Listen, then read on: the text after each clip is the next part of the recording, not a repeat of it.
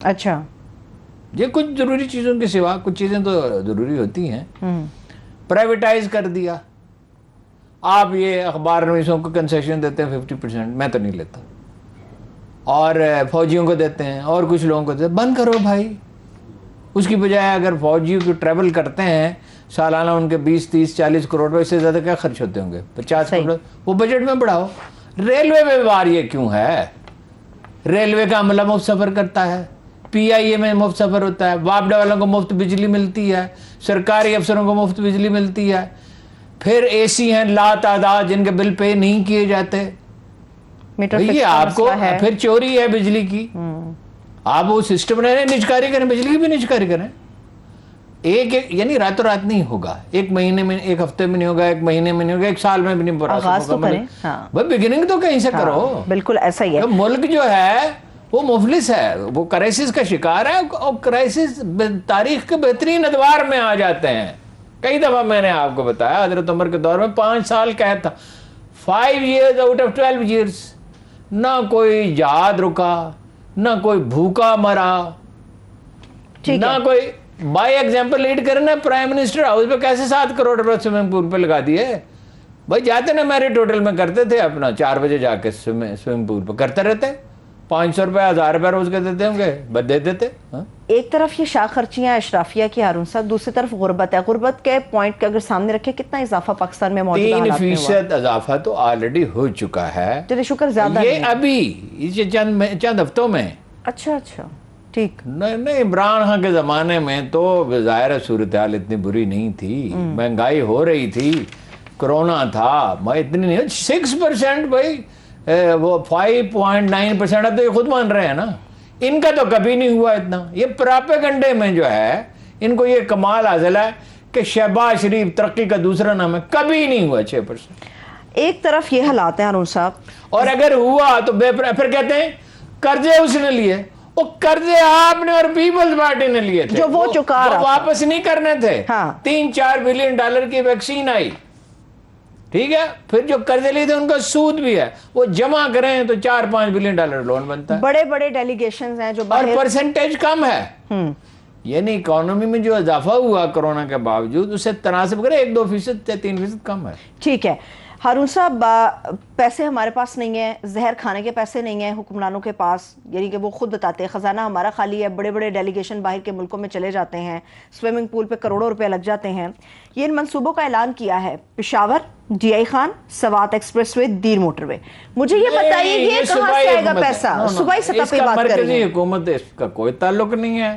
یہ private public partnership سے ہوں گے، اینڈ دیٹ از دی وے. مجھے اچھی طرح یاد ہے کہ 2009 یا 2010 میں وزیر اعظم نے مجھے فون کیا، یوسف رضا گیلانی نے، اور انہوں نے کہا کہ میں ملنا چاہتا ہوں، پرسوں آپ آ جائیں. میں نے کہا میں کل آ سکتا ہوں، پرسوں میں نہیں آ سکتا، پرسوں میں نے کہیں جانا ہے. انہوں نے کہا کل آ جائے. وہ یوسف رضا اس معاملے میں اچھے ہیں. تو میں بلکہ 15 منٹ لیٹ ہو گیا، موحد پیرزادہ صاحب کا پروگرام تھا، لیٹ ہو گیا. تو اس کے باوجود وہ انتظار کرتے رہے. اچھا.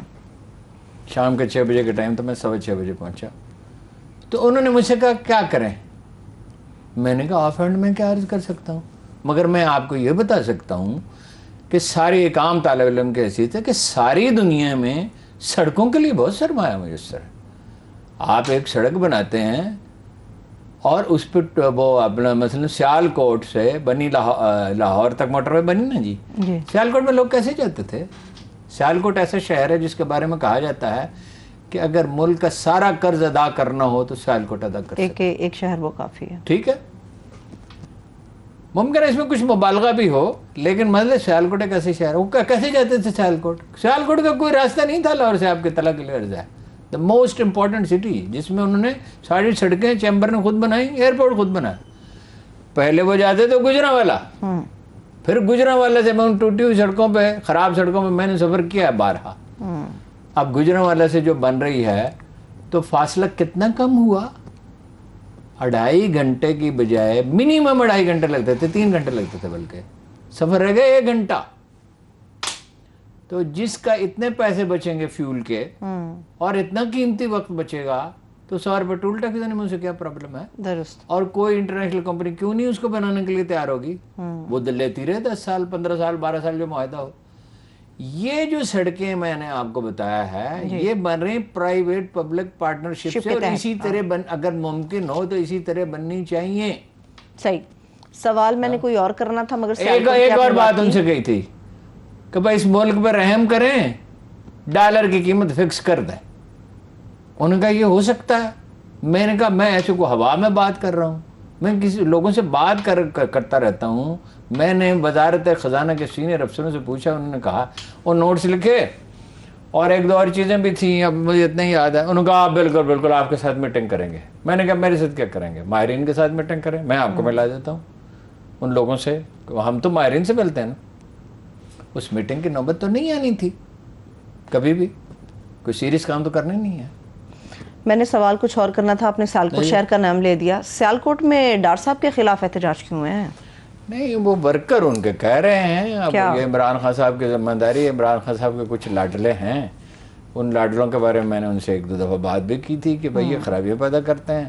وہ کہتے ہیں ان کو ثقافتی سرگرمیاں، مجھے نہیں پتہ ثقافتی سرگرمی زیادہ دلچسپی ہے. 2 اوور ہیڈ برج بن رہے تھے، وہ 3.25 سال میں یہ مکمل نہیں کر سکے. ان کو لوگوں کو ٹاک شو سے بڑی دلچسپی ہے، یہ دل کی بھڑاس نکالنے سے کسی کو فوٹو شوٹ کا شوق ہے، کام سے دلچسپی نہیں ہے. بھئی اوور ہیڈ برج وہ اپنا گجرانوالہ میں خرم دستگیر نے بنوایا تھا کہہ کے اس لیے کہ اس کی کانسٹیچوئنسی تھی. یہاں راولپنڈی میں انہیں خطرہ تھا عمران خان سے، اس کا تو خیر کوئی فائدہ نہ ہوا. تو یہ 1.5 سال میں میکسیمم گجرانوالہ کے ذرا تاخیر سے بنا تو بہت طویل ہے، بہت وسیع ہے. مطلب وہ سیالکوٹ کی طرف الگ جا رہا ہے، بائی پاس کی طرف الگ جا رہا ہے، سیدھا بھی جا رہا ہے، تو 3-4 سڑکیں وہ بہت طویل ہے. اس کے باوجود وہ 1.5 سال میں مکمل ہو گیا تھا. میں نے مصطفیٰ کمال صاحب سے پوچھا اگر آپ ہوتے تو کتنے میں بناتے؟ انہوں نے کہا میں 6 مہینے میں بناتا. تو ان کو 3.25 سال لگ میں نہیں ہو سکا مکمل. صحیح ہے، ٹھیک ہے. بریک کی طرف جانا ہے مگر اس سے پہلے صوبائی سطح پر جو بجٹ کی آپ نے بات کی تھی ہارون صاحب، لاکھوں خاندانوں کے لیے فوڈ کارڈ جاری کرنے کے لیے یہ لوگ تیار ہو گئے ہیں، مگر خان صاحب نے جو دسترخوان شروع کیے تھے تب تو پیسے نہیں تھے، تب دسترخوان بند کر دیے انہوں نے بند کیا نا شہباز شریف صاحب نے. پختونخوا حکومت تو نے تو دیکھ دو ہیلتھ کارڈ کے آپ کو بتایا تھا، میڈیا اس کا ذکر ہی نہیں کرتا. 3 سال کی ادائیگی کر کے گئے ہیں وہ. بہترین پروجیکٹ ہے ان کا، ٹھیک ہے بہترین. اب انہوں نے فوڈ کارڈ بھی جاری کر دیے غریب. اور کیا کریں گے؟ غریبوں کو بھوکا ماریں گے. یہ تو یہ کرتے تھے کہ 9 لاکھ جعلی کارڈ دیے ہوئے تھے سرکاری افسروں کو، ان کی بیگمات کو، ان کے ملازمین کو، جو ثانیہ نشتر نے ختم کیے. اور اب اللہ کے فضل سے یہ آ گئے دوبارہ سے شامل انہوں نے کر دیا. ٹھیک ہے، بریک لے لیتے ہیں. نہیں پتہ کر دیا یا نہیں، اندیشہ تو ہے کر دیا. ابھی مزید اور بھی ان کی یہ آئی ہے کہ بلاول بھٹو نے احتجاج کیا تھا بھئی جعلی کارڈ کیوں ختم کیا؟ جعل سازی ختم کرنا تو بڑی بری بات ہے اس معاشرے میں. ابھی ہارون صاحب انہوں نے کہا تھا مزید لوگوں کو اس پروگرام میں ہم شامل کریں گے. ایک چھوٹی سی بریک لے لیتے ہیں. جب ہم بریک سے واپس آئیں گے تو پاکستان کی جو سیاست کی چالیں ہیں، خاص طور پر تحریک انصاف کے حوالے سے اور موجودہ گورنمنٹ کے حوالے سے، اس کے اوپر بات ہوگی. اور ضمنی الیکشن کے حوالے سے ٹکٹوں کی تقسیم کا معاملہ کتنا شفافیت سے ہوا ہے، اس کے اوپر بھی بات ہوگی. ہمارے ساتھ رہیے. بریک کے بعد ایک بار پھر سے پروگرام میں ہم خوش آمدید کہیں گے. ہارون صاحب پہلے ہم ضمنی الیکشن جو پنجاب کا ہے، ٹکٹوں کی تقسیم، کیا سمجھتے ہیں خان صاحب نے اب کی بار کتنی شفافیت سے دی ہے؟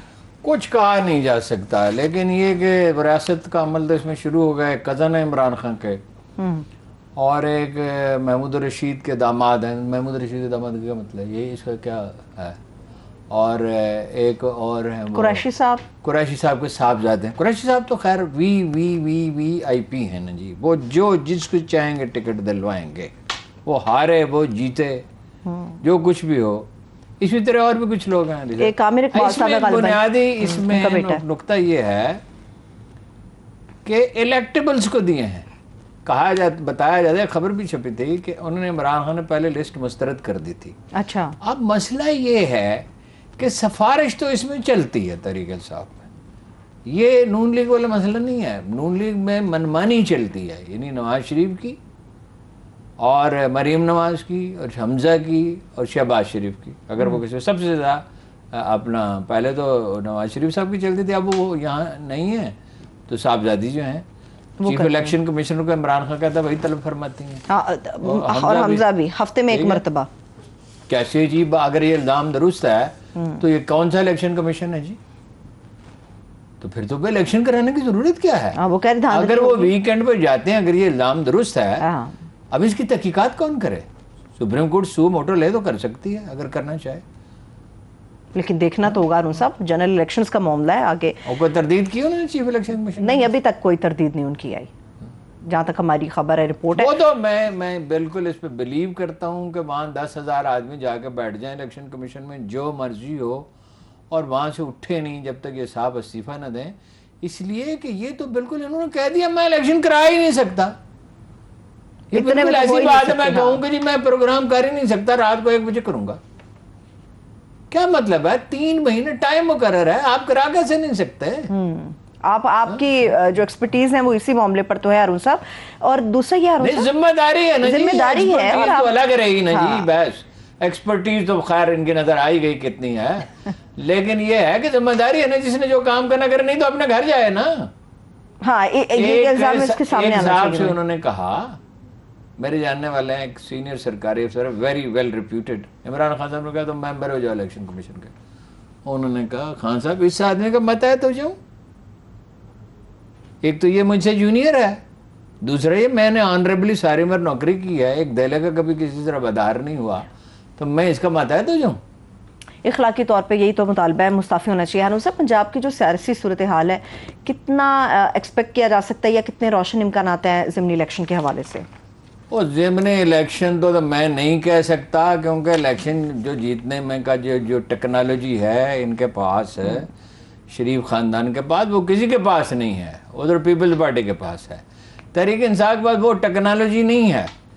لیکن ممکن ہے الیکشن ہو ہی نہیں، جنرل الیکشن ہی ہو جائے ڈائریکٹ وہیں پہ. جی، یہ پاسبلٹی ہے. دیکھیے نا، مولانا شیرانی جو سیکنڈ موسٹ امپورٹنٹ مین ان جمعیت علماء اسلام، ٹھیک ہے، ان کو کبھی نظریاتی کونسل کا سربراہ بنواتے تھے، کبھی کچھ بناتے تھے، کبھی سینیٹر بناتے تھے، کبھی کچھ. ان کا بڑا رسوخ ہے. اگرچہ وہ جو دھڑے جب بنتے ہیں نا پارٹیوں میں، تو وہ مرکزی پارٹی کے لوگ چھوڑتے نہیں ہیں. لیکن بہرحال وہ ملے تو اس کا مطلب کیا ہے؟ اتحاد الیکشن نہیں کیوں ملے؟ کہ بھئی وہ سمجھ رہے ہیں کہ الیکشن ہوگا. ویسے مولانا شیرانی پہ اور حافظ حسین پہ ان سب لوگوں کو شاباش ہے کہ ان کو کوئی تقریباً 40 برس کے بعد یہ پتہ چلا کہ مولانا فضل الرحمان کا ساتھ نہیں دینا چاہیے، اور یہ حساب کتاب میں گڑبڑ ہے، اور امریکہ نوازی ہے، اور فلاں ہے، اور ڈیزل کے پرمٹ ہے. یہ 40 سال کے بعد پتہ چلا ان کو. چلیے، ابھی تو ہارون صاحب انہوں نے مذہبی اور سیاسی اتحاد کی ذاتی ریپوٹیشن بالکل ایسے ہے. ہارون صاحب، آخری 3 منٹ ہیں، 2 بڑے امپورٹنٹ چیزیں ہیں، مگر اس میں جو پہلے آئے گی وہ منی لانڈرنگ کیس ہے. آپ کو پتہ ہے عبوری ضمانتیں منظور ہو گئی ہیں وزیر اعظم شہباز شریف صاحب کی، ہو گئی ہیں اور ہوتی رہیں گی. حکومت میں کس لیے آئے؟ ابا جی کھیر کھاؤ گے؟ کھیر کھانے کے لیے آیا ہے نا. جیلی کھاتے زرداری صاحب کے، ان کی منی لانڈرنگ، ایف آئی اے کے افسروں کے، جس کا سپریم کورٹ نے نوٹس لیا ہے. کمال ہے. ملزم وزیر اعظم، ملزم وزیر اعلیٰ، کمال ہے.